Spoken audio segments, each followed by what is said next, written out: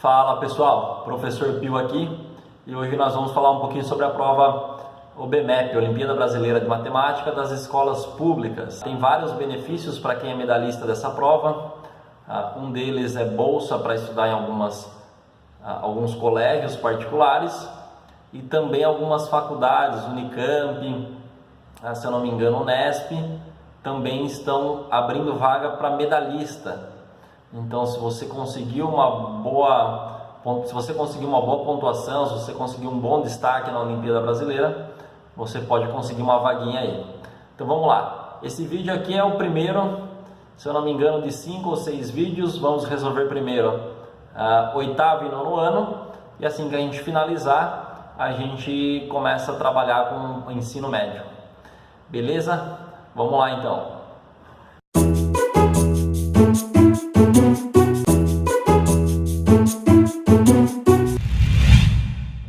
Bora lá, pessoal. Miguel tinha em sua carteira várias notas de 2, 5, 10, 20 e 50 reais. Ele pagou 63 reais por um livro com 6 dessas notas, sem ter troco a receber. Quantas notas de 2 reais ele usou? Bom, aqui é bem simples a gente entender uma coisa. Se eu ficar somando as notas de valores par, eu nunca vou chegar no número ímpar. 2 mais 10 dá 12, se eu somar 20 vai continuar sendo par, se eu somar 50 vai continuar sendo par. Se ele pagou 63 reais, é óbvio que uma das notas tinha valor ímpar. E qual que é a única nota aqui que a gente tem de valor ímpar? É a nota de 5 reais. Então pelo menos uma nota de 5 reais ele usou. Se ele usar as notas de 10, eu vou sempre chegar em 15, 25, 35 e nunca vou chegar num valor terminado em 3. O mesmo acontece se eu usar notas de 20 reais, vou chegar em 25, 45, 65 e com as notas de 50 reais. A gente chega em 55, 105, 155. Então a gente precisa utilizar algumas notas de 2 até que a gente chegue num valor terminado em 3. Então ó, eu já tenho 5 reais. Eu acrescento mais 2, vou para 7, mais 2 vou para 9, para 11 e por fim eu chego em 13. Eu já usei 5 notas. O exercício fala para a gente que foram utilizadas 6. Eu tenho 13 reais e eu preciso chegar em 63. Basta eu utilizar a nota de 50. Pode somar 55, 57, 59, 61 e 63. E o exercício pergunta quantas notas de 2 ele usou. Ele usou apenas 4 notas de 2. Então, alternativa E, 4 notas. Agora, exercício 2. Os edifícios A e B da figura não possuem janelas em suas laterais e têm o mesmo número de janelas na parte de trás. O edifício A tem mais janelas na frente do que atrás. Já o edifício B tem mais janelas atrás do que na frente. Qual é o número total de janelas nos dois edifícios? Bom, então diz que não há janela na lateral e que atrás, lá na parte de trás onde nós não estamos vendo, eles têm a mesma quantidade de janela. Então vamos entender aqui, ó. Na frente, dá para a gente contar aqui que eu tenho 5, 10, 12 janelas para o edifício A. No edifício B eu tenho 4, 8, 10. Ele me diz que o A tem mais janelas na frente do que atrás. Então, se ele tem 12 janelas atrás, aqui na frente ele tem que ter menos. Ou ele tem 11, 10, 9, 8, 7, vamos descobrir, mas é menos do que 12. Já o edifício B, ele tem mais janelas atrás do que na frente. Então, se ele tem 10 na frente, lá atrás ele tem que ter mais. Então, ou ele tem 11, 12 ou 13. E o exercício diz o quê? Que eles têm a mesma quantidade de janela lá atrás. Então, se o A pode ter 11, 10, 9, até 1, e o B pode ter 11, 12, 13, qual que é o único número comum que eles têm aqui? É o número 11. Então, a gente pode eliminar todos os outros valores, porque a gente sabe que atrás eles têm a mesma quantidade de janelas. E o exercício está perguntando para nós qual que é o número total de janelas. Basta a gente somar 12 mais 10 mais 11 e mais 11. A gente chega num total de 44 janelas, alternativa C. Exercício número 3. Uma melancia média e 2 melancias grandes custam o mesmo que 8 melancias pequenas. Uma melancia média e uma pequena custam o mesmo que uma melancia grande. Quantas melancias pequenas podem ser compradas pelo mesmo preço de uma melancia grande? E aí a gente chega no final do exercício, a gente já nem lembra o que foi perguntado. Não tem problema, vamos ler frase por frase e a gente começa a anotar as informações. Uma melancia média, então pus aqui 1M, mais 2 melancias grandes, mais 2G, custam o mesmo que 8 melancias pequenas. Então médio é representado por M, grande por G e P pequena. Uma melancia média e uma melancia pequena custam o mesmo que uma melancia grande. Então eu criei aqui um sisteminha para a gente. Eu posso isolar o M nos dois casos. Por exemplo, nesse aqui, 2G está positivo, passa para o outro lado e fica negativo. Na linha de baixo, o P está positivo, eu passei para cá, ele ficou negativo. 1P e P é a mesma coisa. Vejam que eu tenho M é igual a alguma coisa e aqui na linha de baixo, M é igual a outra coisa. E é óbvio que o que? M é igual a M. Nós estamos falando da mesma coisa.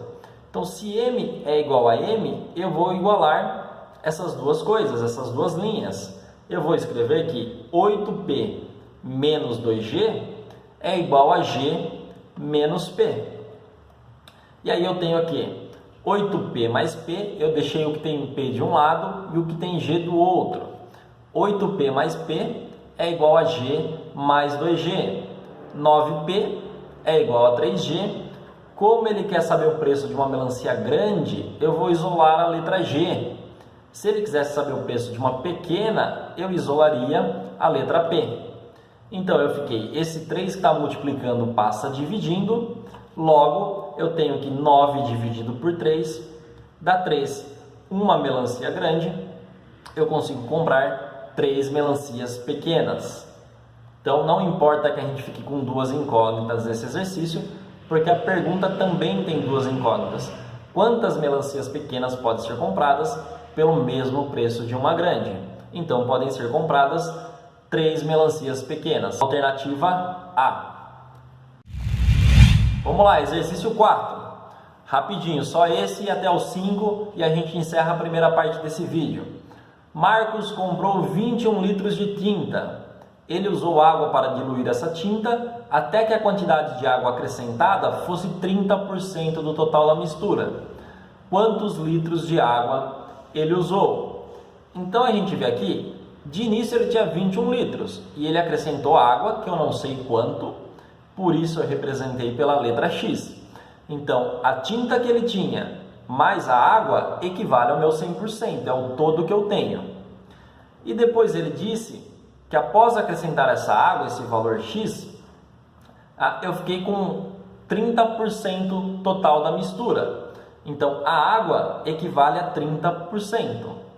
E eu quero saber quantos litros de água ele usou. A gente cai num sisteminha simples aqui, uma regrinha de 3, que a gente pode multiplicar em cruz. X vezes 100 é igual a 21 mais X vezes 30. Não pode esquecer que o 30 está multiplicando tanto o 21 quanto o X. Bom, 100 vezes X é 100X, 30 vezes 21 é 630 e 30 vezes X, 30X. Novamente uma equação de primeiro grau, o que tem X de um lado, o que não tem do outro. 100X menos 30X dá 70X, que é igual a 630. Passa esse 70 dividindo, 630 dividido por 70. Quem preferir pode cortar 0 com 0 e sobra 63 dividido por 7, que dá 9. Portanto, o X aqui nesse meu exercício era a quantidade de água, então X é igual a 9 litros de água. Alternativa E. Vamos lá, gente. Última questão dessa primeira parte aqui para o vídeo não ficar tão longo. Juca colocou algumas bolinhas em uma caixa na qual cabem no máximo 100 bolinhas. Arthur tirou metade das bolinhas, depois Bernardo tirou 1/3 das restantes, em seguida Carlos tirou 1/4 do que sobrou e finalmente Danilo tirou 1/5 do que restou. Quantas bolinhas ficaram na caixa? Eu acho que o maior erro desse exercício é a gente querer considerar que na caixa tem 100 bolinhas. Em momento algum o exercício diz que tem 100 bolinhas.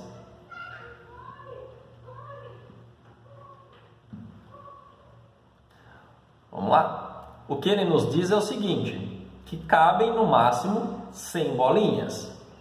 Se Arthur tirou metade das bolinhas, eu poderia ter uma quantidade ímpar de bolinha lá. Se eu tenho 7 bolinhas, eu consigo tirar metade? Não dá, só se eu rachar uma bolinha ao meio. Então, se o Arthur tirou metade, uma coisa que eu tenho certeza é que a quantidade de bolinha que tinha naquela caixa era par. Se eu tirei metade, também me sobrou metade. Então, eu não sei quanto tinha, eu tirei metade de x, que é o valor que eu não sei quanto tinha, e vai sobrar também metade de x, que a gente escreve x sobre 2.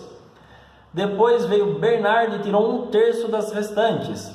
Ele tirou 1/3 de quem? Eu tinha x sobre 2 e ele tirou 1/3 de x sobre 2.